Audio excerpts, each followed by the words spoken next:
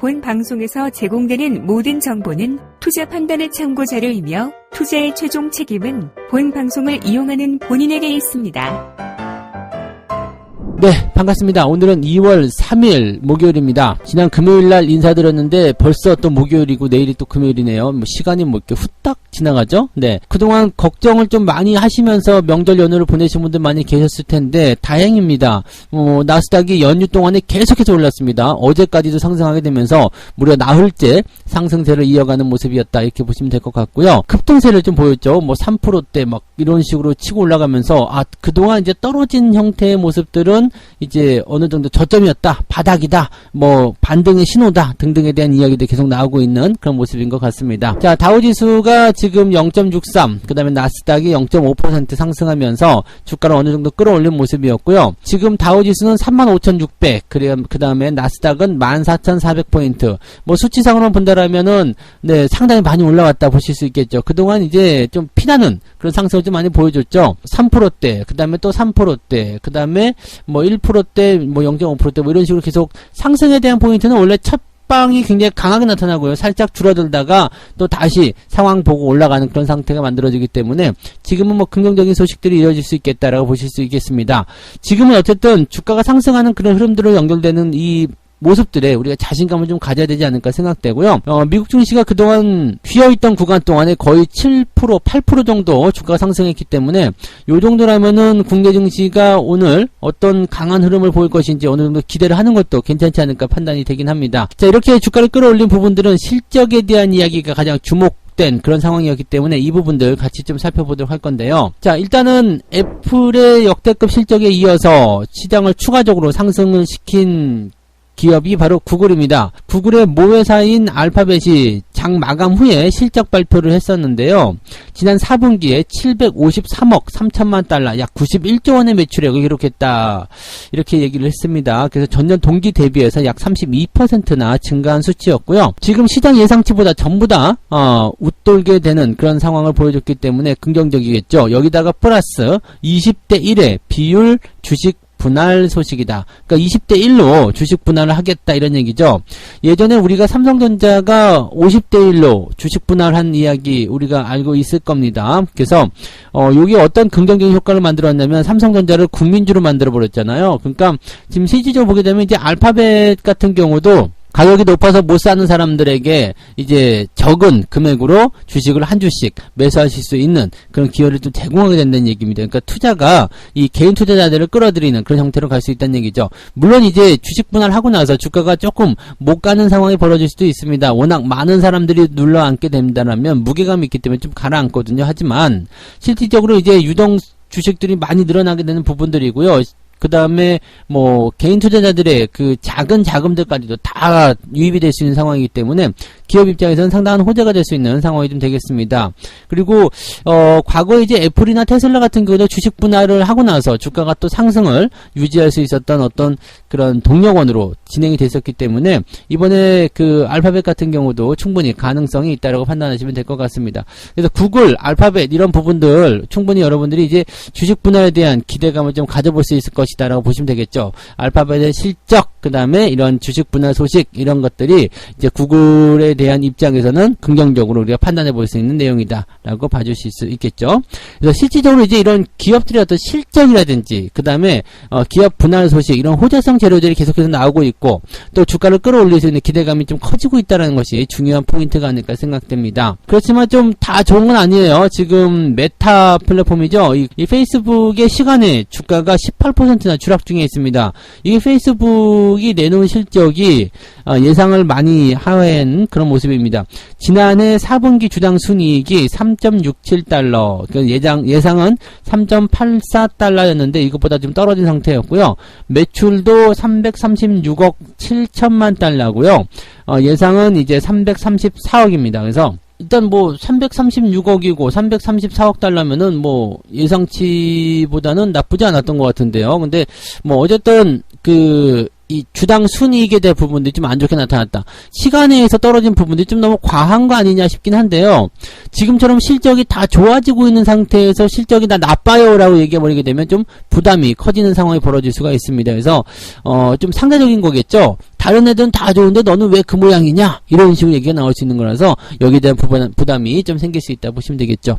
그러니까 한참 실적이 좋아진 것에 대한 분위기 고조가 있었는데 주가가 이제 단기적으로 많이 올라왔기 때문에 한 번 정도 조정이 들어가려고 한다면 이 페이스북이 그런 어떤 단초를 제공할 수 있다. 이렇게 보시면 될 것 같습니다. 자, 반면에 국내 증시에서는 긍정적인 얘기들이 많이 있습니다. 증시가 이제 저점이다. 네, 아무래도 이제 오늘 주가가 반등할 것으로 강하게 예상되고 있기 때문에 여기에 대한 것들이 좀 힘을 실어가지 않겠는가 생각됩니다.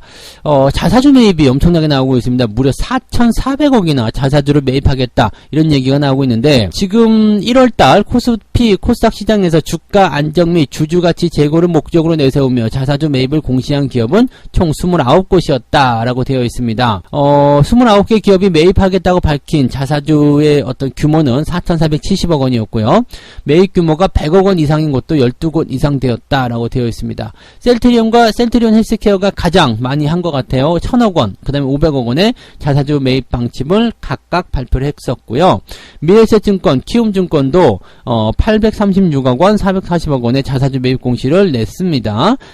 미래에셋증권 같은 경우는 2,000억 원 규모의 자사주 소각까지도 했네요. 그래서 이런 것도 같이 진행되고 있고요. 또 대한제강, S&T 모티브, 그 다음에 인선ENT, 고영, HDC 랩스 이런 기업들도 100억 원에서 300억 원 정도 규모의 자사주를 사들이겠다고 이야기를 했습니다. 자, 자사주 매입이 왜 좋으냐면요. 시장에 돌아다니는 유통주식수를 줄여주는 거죠. 그 다음에 또 회사가 직접 자기 회사에 투자를 한다라는 어떤 의미가 되는 거잖아요. 그러니까 나 자신 있어요. 걱정하지 말고 따라오세요라는 어떤 그런 무언의 신뢰감 이런 것들이 생기게 되는 부분입니다. 그래서 자사주 매입에 대한 부분들은 뭐 기업의 주가를 더 이상 떨어지지 않도록 방어해주는 역할을 좀 하게 되고요. 투자자들에게는 기대감을 갖게 하는 그런 효과들이 있습니다.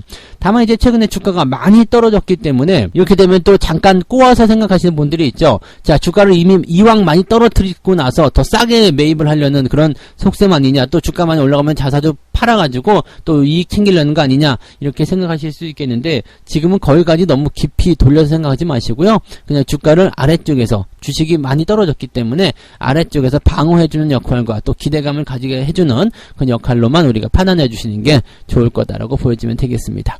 뭐 국내 증시뿐만 아니라 외국 해외 증시도 나쁘지 않았기 때문에 이런 기대감은 오늘 충분히 반영이 될 수 있을 것 같습니다. 그래서 이런 힘이 있다라면 뭐 오늘 내일 이번 주 주말까지는 좀 느긋하게 대응을 좀 하셔도 괜찮지 않을까 판단되니까 이런 부분들 조금 긍정적으로 보셔도 좋을 것 같습니다. 자, 두 번째는 실적 이어서 계속 보도록 합니다. 애플의 역대급 실적, 여기에 이제 들썩이는 국내 수혜주들 이 이야기인데요. 애플이 이제 지난달 27일, 그러니까 우리나라로 치면은 28일이 되는데, 이렇게 보면은 우리나라 입장에서는 이제 어느 정도 충분히 반영을 좀 시켰을 수도 있겠지만은, 이제 명절 연휴 들어갔기 때문에 뒤숭숭했을 거예요. 자, 근데 어쨌건 이 애플의 그 실적이, 2022년 회계년도 1분기에 1239억 달러의 매출을 기록했다. 이렇게 얘기가 됐습니다. 1239억 달러면 얼마입니까? 이게 우리나라로 치면 13, 14조쯤 되는 건가? 더 되는 건가요? 어쨌든 작년 동월 대비해서 11% 증가한 수치다. 이게 100조인가요? 모르겠네. 네. 계산이 어떻게 되는 겁니까? 한 억이니까, 그죠? 1239억 달러. 이렇게 많은 수치는 계산해 본 적이 없어요, 이거. 네, 아무튼 뭐 이 정도입니다. 그리고 주당 순이익은 2.1달러로 25%나 증가했다. 엄청난 거네요. 예상치가 1.89달러였는데, 이 주당 순이익이 25% 증가했다. 와. 근데 매출도 전년 동월 대비해서 11% 증가했다. 야, 이 정도면 뭐, 실적이 폭발적이었다 볼 수도 있겠네요. 그래서 기대감을 좀 볼 수 있는 부분이 될 것 같고요. 이 애플이 이제 코로나 이후로 불확실성이 커졌다는 이유로 다음 분기 실적 전망치를 그동안 발표하지 않고 있었거든요. 근데 지금 이제 팀 쿡 애플 최고 경영자죠. 이 사람이 이제 반도체 부족 문제는 9월보다 연말에 더 심해졌고요. 이번 분기 들어서 네, 개선될 것으로 예상된다. 반도체 공급난 문제가 개선되고 있고 따라서 다음 분기 실적 역시 기대해 볼 만하다. 이런 의견을 간접적으로 얘기했다. 그러니까 이 애플 같은 경우는 대체적으로 그런 뭐라 그럴까요? 실적에 대한 그런 그 자신감 이런 것들 지금 내세우고 있는 거거든요. 그러니까 우리 다음에도 실적 괜찮아, 걱정하지 말고 따라와 라는 얘기가 되는 거고, 이렇게 된다라면 뭐 신제품이라든지 또 이제 이런 게 막 나올 거란 말이에요. 그러니까 이 신제품 출시에 대한 부분들, 여기에 대한 자신감 등등등이 이제 국내 수혜주들에게 당연히 기대감을 좀 모아가게 할 수 있는 내용이 좀 될 수 있겠죠. 애플과의 어떤 개연성 이런 것들을 살펴보게 된다면 당연히 두 종목을 좀 꽂아보기도 합니다. 첫 번째가 이제 LG 이노텍이죠. 애플 스마트폰용 카메라 모듈을 공급하는 회사. 그래서 이미 이제 지난 4분기에도 아이폰 13에 대한 이 흥행으로 인해서 분기 최대 매출을 만들었다. LG 이노텍 같은 경우는 지난해에도 이제 매수 포인트가 몇 번 있었어요. 근데 딱 치고 올라가면서 이제 지금은 매수 포인트가 잘 안 나고 있는 상태죠. 이제 주가가 좀 떨어진 상태가 나타나면 매수 좀 해도 되겠는데, 이 소식을 통해서 또 올라가 버리게 된다면 매수를 못한 상태에서 또 올라가서 조금 아깝지 않을까 생각되긴 합니다. 뭐 어쨌건 이러한 부분들, 그 다음에 아이폰에 대한 어떤 기대감들, 또 하반기에 출시될 것으로 보여지는 아이폰 14, 이게 이제 카메라 화素수에 대한 어떤 상향, 이런 변화가 있을 거라고 예상이 되고 있답니다. 그래서 이 부분들이 이제 그 LG 이노텍에는 가장 큰 수혜가 되겠죠. 그래서 이 카메라 모듈 쪽에 역대 최대 규모인 1조 원을 투자하겠다 이렇게 밝히기도 했었는데, 이것이 전부 다 이 애플의 어떤 신제품, 그 다음에 카메라의 어떤 그런 성능 향상 이런 것들에 기인한 것이다라고 보시면 되겠습니다. 증권가에서는 지금 LG 이노텍에 대한 목표 가격을 계속 올리고 있습니다. 근데 이러면 조금 불안한데 말이죠. 증권사에서 막 이렇게 설레발치면 좀 그렇거든요.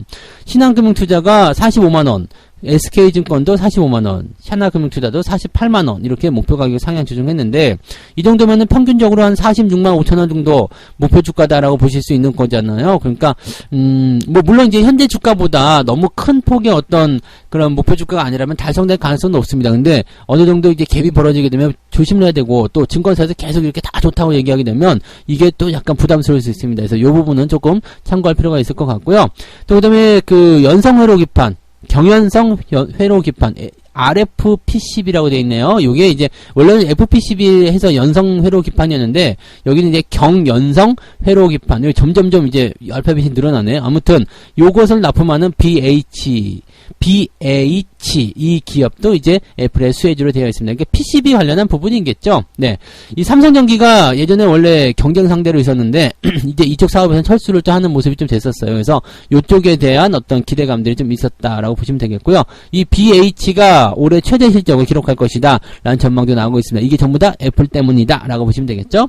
그 다음에 LG 디스플레이, 삼성전자, SK 하이닉스, 삼성전기 뭐 등등도 애플의 수혜주로 꼽히고 있다라고 되어 있어서, 우리 기술주 전반에 걸친 이 전차군단의 전기전자 요쪽 포지션에서 이 애플의 실적 호조는 긍정적인 영향을 줄 것이다 보여지고 있고요. 또 전기전자 쪽은 자체적으로도 긍정적 기대감을 가져갈 수 있는 부분이 있기 때문에 뭐 전체적으로 이제 이런 부분들이 다 수혜주로 포함되어 있다고 보시면 되겠습니다.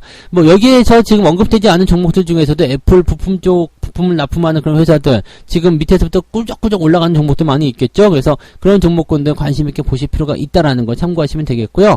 역시 대장 본다라면 LG 이노텍이 가장 대장이 될 것이고, 아직 덜 올라간 종목들 지금 굉장히 많을 거예요. 네, 뭐 디스플레이나 삼성전자, 하이닉스, 삼성전기 등등등 이런 애플의 수혜주로 연결될 수 있는 종목군들이 아직 시세를 크게 만들어내지 못했었더라면 역시 관심을 가지는 것도 필요하다, 이렇게 보시면 되겠죠. 자, 세 번째 이야기 넘어가도록 하겠습니다. 자, 카카오 쪽 이야기. 카카오 얘기만 나오면 좀 우울해져요, 얘네들. 네, 막 이런 생각 들잖아요. 자, 카카오 군단의 의무 보유가 풀린다. 그래서 속타는 주주들, 이런 얘기가 나왔는데, 자, 일단 카카오를 제외하고 카카오페이와 카카오뱅크의 기관 투자자 의무 보유 확약 물량이 대거 시장에 풀릴 예정이다. 주가가 계속해서 내려간 상태에서 주가가 이제 이 의무 보유가 확 풀리게 되면은 또 매도가 훅 나가겠죠. 즉, 주가가 상승을 하는 상황이 벌어지더라도 이 매도가 떨어지기 때문에 부담이 커진다, 이런 얘기가 되는 겁니다. 그래서 여기에 대한 어떤 부담감들이 좀 크게 작용될 수 있는 내용이 좀 될 것 같고요. 약간 고평가 논란도 좀 있었기 때문에 여기에 대한 기대감, 어떤 우려감들이 이제 이런 물량의 어떤 출회 이런 것들과 함께 주가를 더 끄집어내릴 수 있다, 이런 얘기가 나타나고 있습니다. 지금 일단 카카오페이와 카카오뱅크가 일단은 매도로 일단 진행이 되는 부분이 있다면 카카오 그룹주들 일단 조심을 좀 해야 되지 않을까 생각되는데, 조금 더 자세하게 알아볼게요.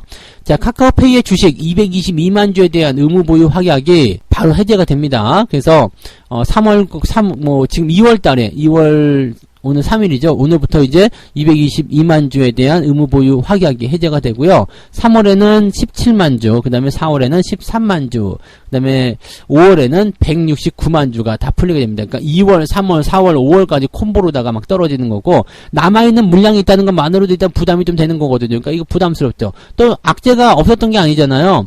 뭐 지금 차익 실현 매물, 그 다음에 경영진의 스톡 옵션 먹튀, 뭐 이런 등등등의 내용이 좀 있었던 부분이어서 여기에 대한 부담감들이 계속적으로 있었던 상황이고, 또 주가가 계속 떨어지고 있던 상황이었기 때문에 이런 의무 보유 확약에 대한 해제는 상당한 부담으로 작용될 것이다라고 보여지면 되겠습니다. 그 다음에 카카오뱅크 같은 경우도요, 어느새 이제 공모가 수준에 근접을 했다. 지금 공모 가격이 39,000원인데 지금 카카오뱅크가 41,000원? 네, 이렇게 되어 있죠. 그러니까 뭐 조금만 더 빠지면 그냥 공모가 밑으로 떨어지게 되는 겁니다. 이게 이제 굉장히 좀 부담스러운 내용이 되는 거죠. 카카오뱅크가 요즘에 안 그래도 이자 높다고 아주 그냥 사람들이 막 원성이 자자하던데, 뭔가 이제 이것도 뭔가 좀 필요하지 않겠어요? 지금 실적이 증가한 것은 뭐 그동안 있었던 부분이었겠습니다만, 이렇게 이자율이 이제 시중은행보다 높아지기 시작하고 막 이렇게 사람들에게서 뭔가 불만이 나오기 시작하고 이렇게 된다면 부담이 좀 될 수밖에 없겠죠. 그래서 어쨌건 이런 부분들이 이제 6일 다음 이제 월요일이 있기 때문에 다음 주 월요일부터 바로 이제 물량이 또 풀리게 되는데요. 이게 물량이 어마어마합니다. 1326만 주예요. 1326만 주요. 이거 뭐 상당히 많습니다. 그래서 전체 상장 주식의 2.79%에 달하는 그런 모습입니다. 그러니까 이 물량이 아마도 그냥 나올 것 같다는 생각이 좀 드는 부분이죠. 그러니까 요 카카오뱅크도 뭐 규제에다가 뭐 그다음에 카카오 그룹 주에 대한 전체적인 부담감들이 있기 때문에 이 지금 뭐 주가가 더 떨어질 것이다라는 전망들이 일단 나오고 있는 것 같아요. 그래서 공모 가격보다 더 낮아질 수 있다, 이런 얘기가 나오고 있죠. 이제 카카오가 이제 순환시대에 접어들게 될 텐데요. 여기에 대한 대비책들을 충분히 마련했으리라 생각합니다. 이 매도할 수 있는 기회는 충분히 많이 줬잖아요. 근데 아직까지도 들고 있다거나 또 물타기 계속 한다거나 이렇게 하시면 안 되는 거죠. 그러니까 지금은 이 보유에서 물량이 나오게 된다라면요, 주가가 올라가는 것도 제한적일 수밖에 없어요. 왜냐면 올려놓고 팔아먹는다라는 생각이 들 수밖에 없잖아요. 그러니까 그런 것들에 대한 부담감들을 우리가 생각하고 있어야 된다는 얘기입니다. 그러니까 지금 이럴 때 매수가 들어간다거나 뭐 반등 나오잖아, 걱정할 건 없잖아, 역발상이잖아, 이런 거 지금 생각하시면 안 돼요. 물량이 대기 중이다라는 것은 일단 기본적으로 부담이 되는 거고요. 여기에서 주가가 잡힌다고 하더라도, 저점이 잡힌다고 하더라도 저 물량 부담 때문에 당장 올라가지 못한다는 겁니다. 그러니까 일단은 기본적으로 들어가게 되면은 이 물량 다 출회가 되고 나서 상황이 바뀔 때까지 계속적으로 고생을 해야 되는 상황이기 때문에, 물론 물량을 팔아먹기 위해서 주가를 일시적으로 올릴 수 있습니다. 하지만 그 단계적인 상승이 이런 물량을 팔아먹기 위한 상승이라면 또 피를 보는 것은 개인 투자자다, 이 얘기입니다. 그러니까 그런 부분들을 반드시 여러분들이 조심하셔야 되겠죠. 카카오 쪽은 상당히 오랜 기간 동안 조심을 계속 해야 된다는 것을 꼭 잊으시면 안 될 것 같습니다. 자, 명절 이후라서 또 기대감이 많이 커져 있을 텐데요. 저 역시도 기대감이 좀 큽니다. 오늘 여러분들 모두 성공 투자하시고요, 좋은 성과 이끌어내시기 바랍니다. 저는 장중시황으로 다시 돌아오도록 하겠습니다. 고맙습니다.